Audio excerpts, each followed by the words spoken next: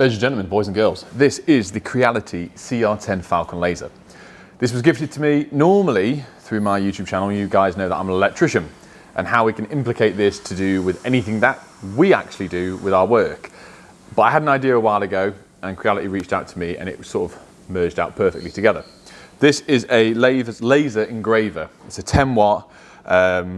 This is it here, sort of 600 by 600. I put the measurements on the screen. It actually comes with a few new components compared to what I've originally seen.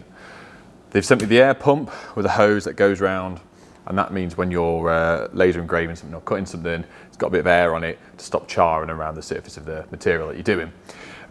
Also a honeycomb base with a stainless steel bottom to stop the heat travelling through and damaging any worktop that you're working on.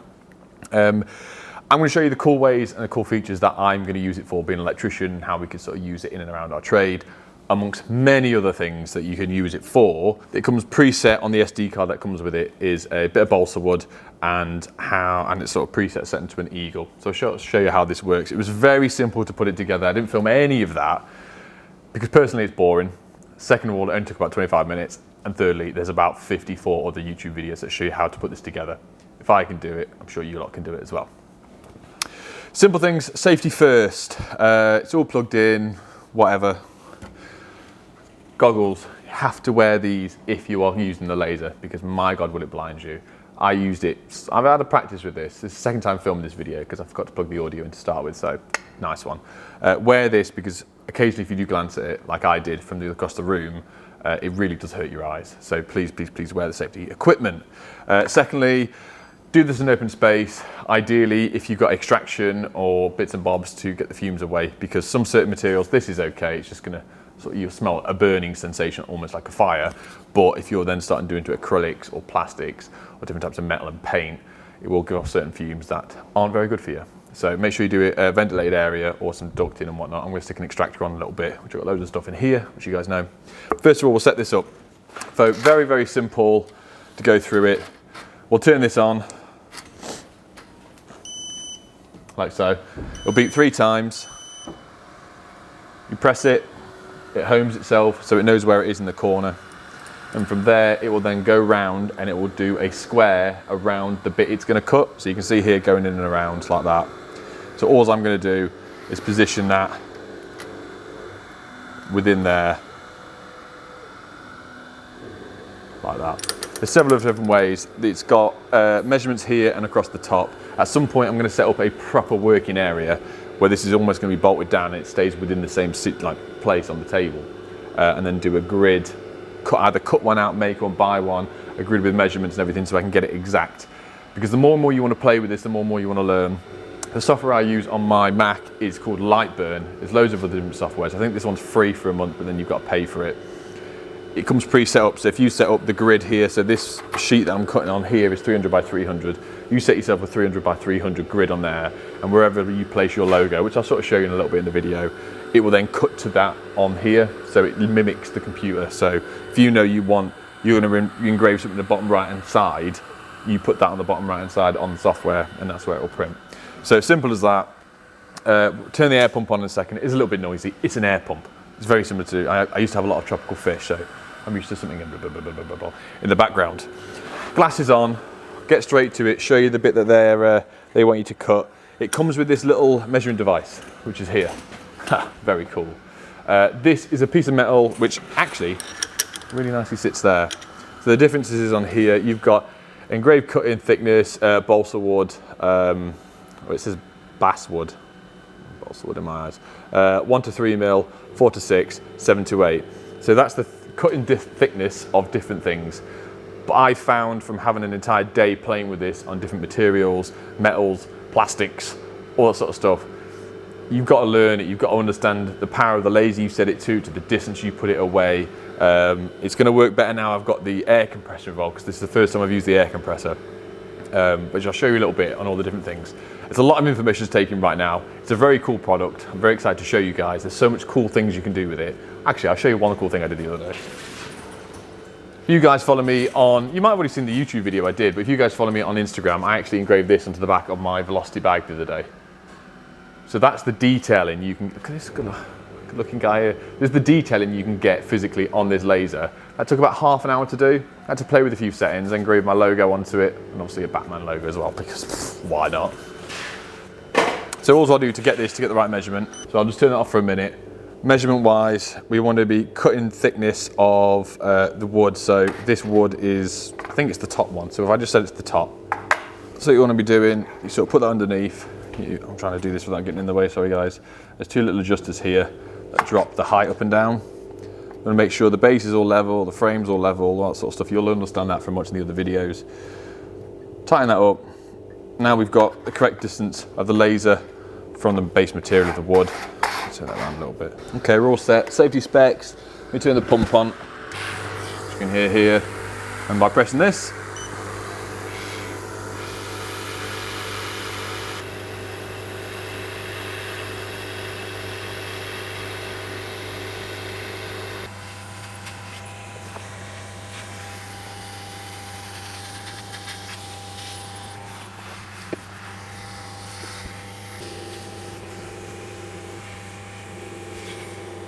okay, we're ready. Simple as that. And I must say, there you go.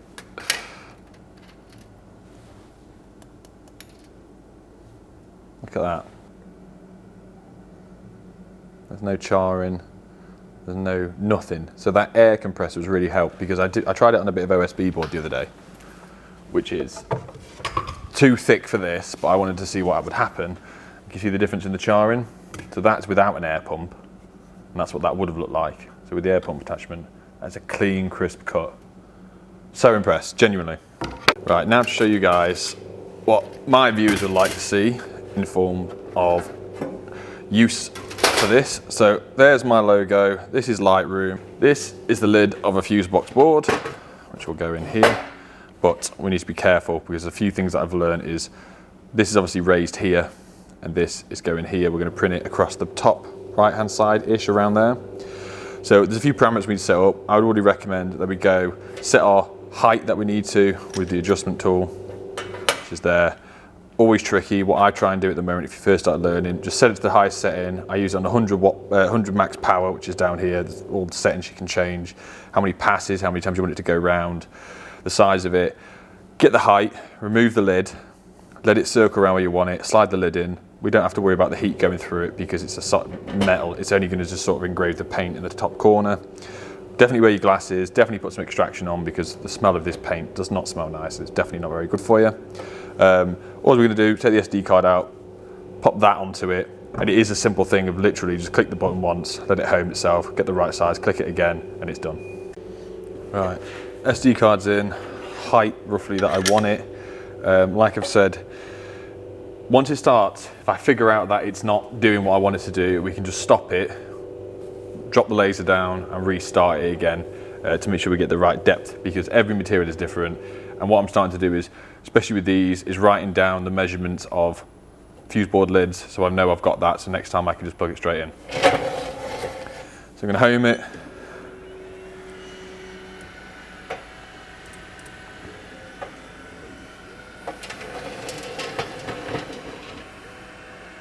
Right, I think we're ready here. Goggles on. Here, goggles are on. And we can start going. I'll turn the air pump on, I'll turn the extractor on.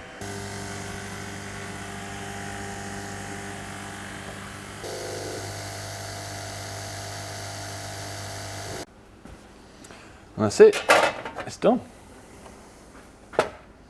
So I've got a bit of cleaning solution on here. So with this, obviously I'm still very new to this. You can see the lines in it, you can see this bit's a bit darker. It's all to do with leveling. My bench is not level. This wood here is not level.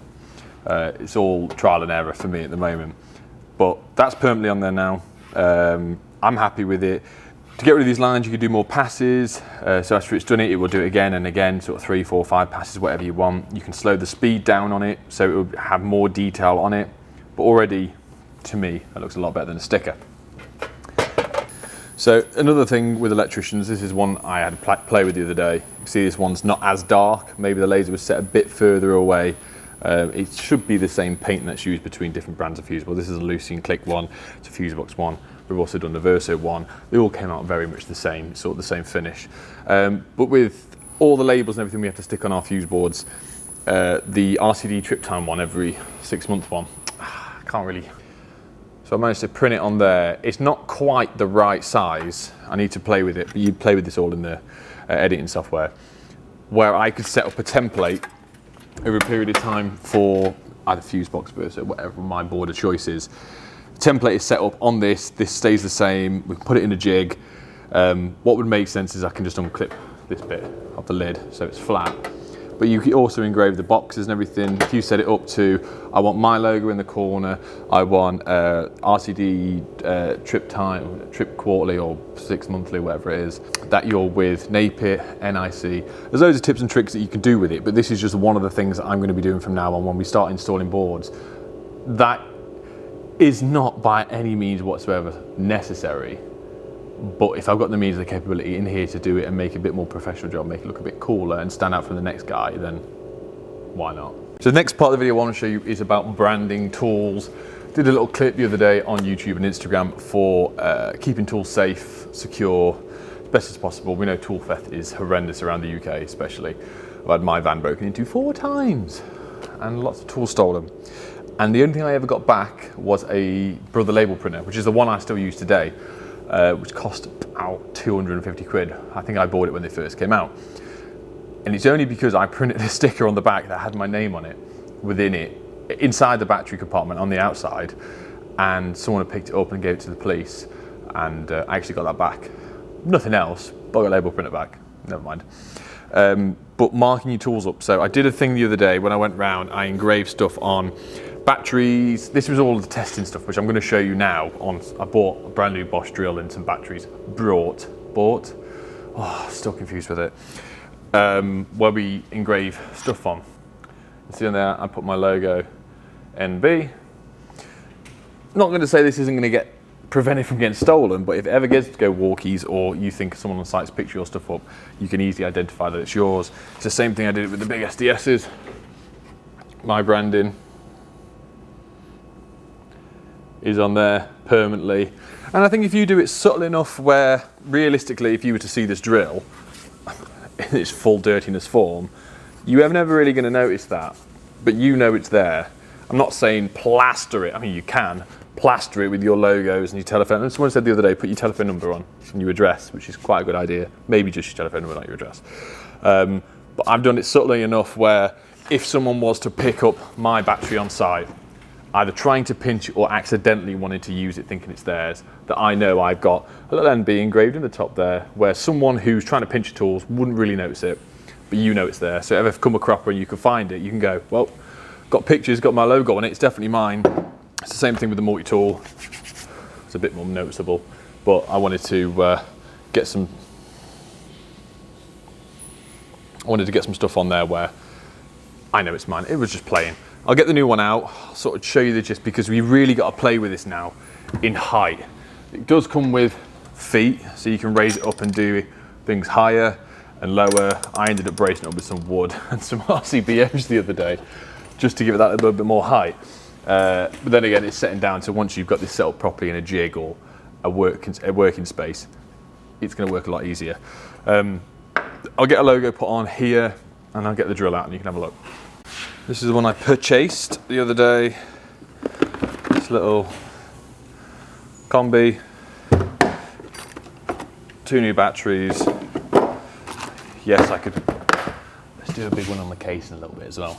I've bought 2 of these to actually give away at some point, but you will have my branding on. I'm very sorry about that.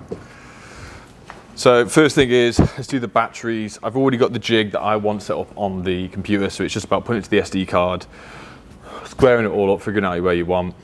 Starting off, because I think it was the 3mm setting, 1 to 3mm on here to engrave it, just across here, set it up right. And then what I did, because I did about 12 batteries of the Procore ones, is I drew a line. You might have seen it just there. I knew to place the batteries directly in that spot, so it was almost exactly the same throughout. So once again with this, wear your glasses, wear all the safety precautions, turn the fan on, the air pump. It's a battery. The last thing you want to do is by sticking a laser through a battery. I'm trying to do this with caution. You want to copy me, copy me. If you don't, don't. I put it on 50% setting. I've raised it up a bit higher than it should be. I only want to just mark the plastic. I don't want to be cutting through into the batteries because that could be catastrophic in my eyes. Hello. Right. So I mean it's a bit off, but I mean it's identifiable. But yeah, let's try it with the other one. God, I look cool. Right, that's done. The next part, obviously, like I got told several times by lots of people that are a lot more intelligent than me, this is brand new. This now avoids the warranty on everything apparently, with a little logo on it. So if you're gonna do it, be prepared if it breaks and you can't send this back. I'd rather engrave it, to be honest. Now the struggle, because as you can tell, I've leveled this out with RCBOs. Sorry about that, the people that sent it me, Creality. I'm getting there, I'm learning. It's a learning curve. The drill, as we can tell, it wouldn't like to engrave on anything curved. By engraving on something curved, you will get a deeper engraving in the center of the curve and then it will die off towards the end because obviously it's the same power throughout. But I'm probably going to do it on this logo bit here. I know it's a sticker because that's got the Bosch bit on it. Probably going to do it there. I'll do exactly the same logo, exactly the same size, so it blends in there, like you say. We know it's there, but it's a bit hidden to the normal eye. It's my work, it might not. It's a very big curve. I think if we ever got something where we could put it in a vise, jig it round to get it the best, because at the moment the way it's sitting, it's going to engrave a lot in the bottom, but not so much on the top. But this is an experiment, guys. I'm ready. Oh, that's worked out all right. See that? That's worked out all right. I say subtle enough. I know it's there. I'm happy with that. See? Decent. Right, now one more thing. Right, I've got a bit of a treat for you guys. If this works, this is going to be a lot of detail. I need to make sure the height's right. It's going to take a while. I set it down to 50% speed, so hopefully it works. If not, I'll sort of show the plan what was before and afterwards. I don't know why you guys can see that, but that's actually Adam. Oh God. There you go. Can you see that? So that's the detail it's got on it. It would work better if I did it on a different piece, but that is, I'm trying to find the best angle for you guys. You see that? That's Adam in a vest. So I know some people would like that. So yeah, that's the detail we can get on. But I'll try that on a notepad now, and so you can see the difference between the different materials. But obviously, this being hard plastic. All right, this one's definitely more visible. Look at that. Hang on, let's get this phone focus. How good is that? Put the light across it a little bit so you may... It looks like there's a dark patch here where it's like lighter and darker, but it's actually a shadow that is on this picture here of me and Ad, where we've been chasing a wall all day. But yeah, isn't that sick? Right, should we top it off? Should we round this video? This product is around about the £600 mark, which ain't cheap, but for what it isn't expensive either. Because when I first ever thought about getting one, there were thousands and thousands. And Creality is a reliable brand because it's a brand that I recognise from the email straight away, because I actually have the 3D printer, which was originally sat there for the past 2 years. It's now at home. We've been printing this stuff off for Halloween and whatnot. Would I recommend this for anyone to use, a DIY or a tradesman or anything? Honestly, from my personal experience, yes. It's user-friendly, it's easy to put together, it really is simple. There's a lot of YouTube videos out there from themselves or other people that have the product with tips and tricks, which I've been watching, trying to learn. I need to play with my editing software a lot more, because you can tell the difference from when this cuts a line, the laser is a focus beam solid and it goes around and it cuts. The ones that I've been doing have been engraving, so they're almost like a printer from side to side, as you can see as it prints it through. I need to play with settings more, I need to have a go. I want to get this bang on, so we can also start using it for making jigs. A lot of people said in the videos that I've done that I don't have a jig for drawing single and double back boxes on.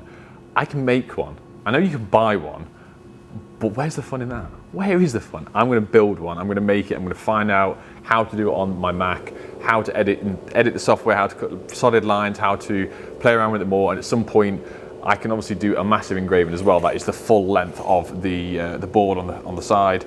Get a proper system set up, get some extraction, get some lighting around, because I've sort of just dogged it in at the moment. I've got a light here, a light behind you. The light above it is off because it's so bright.